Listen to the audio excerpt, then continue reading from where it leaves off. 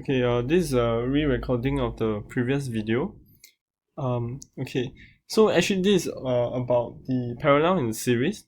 So why is it that we say that this type of circuit is actually parallel in series? Because looking at the highlighted portion, we realize that we can actually combine this parallel branch into one big resistor. So this one big resistor would then be actually connected in series to the initial resistor of R1, and hence that's the reason why this is actually a parallel branch within a series circuit. Right, so whenever you're given a DC circuit analysis, you need to ask yourself what are the values given, and then what are the unknowns that you can find first. You will need to find them first. Alright, so in this question we are given A2, which is actually the current going through resistor 2, as well as A3, which is the current going through resistor R3, as well as what is the resistance of R1 and the total EMF of the whole circuit. So the question is asking for the current of A1, and A1 is actually the total current. So A1 would actually be equals to A2 plus A3.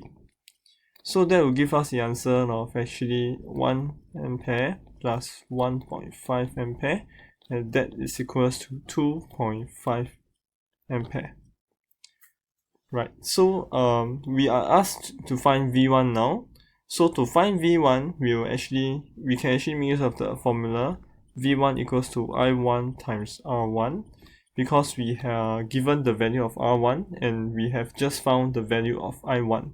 So I1 is actually 2.5 ampere multiplied by the resistance of R1, so that is 5 ohms, and so in total the potential difference is actually 7.5 volts.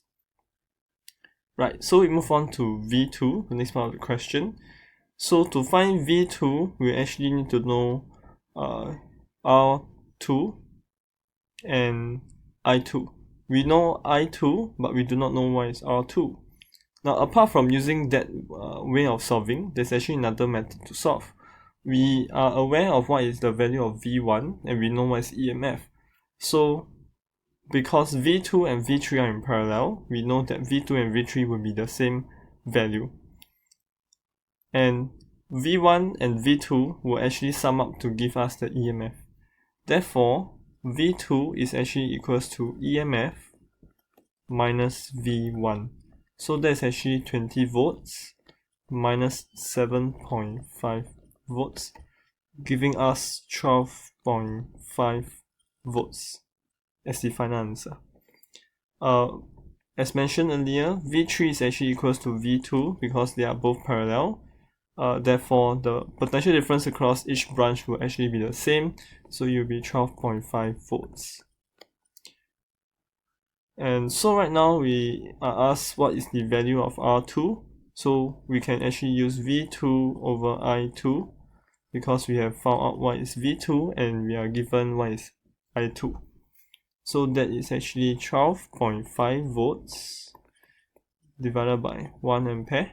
So it will be 12.5 ohms. As for R3, we will use the same formula, V3 over I3. That will give us 12.5 volts over 1.5 ampere. So that will give 8.33 ohms. This is actually 1 of 3SF.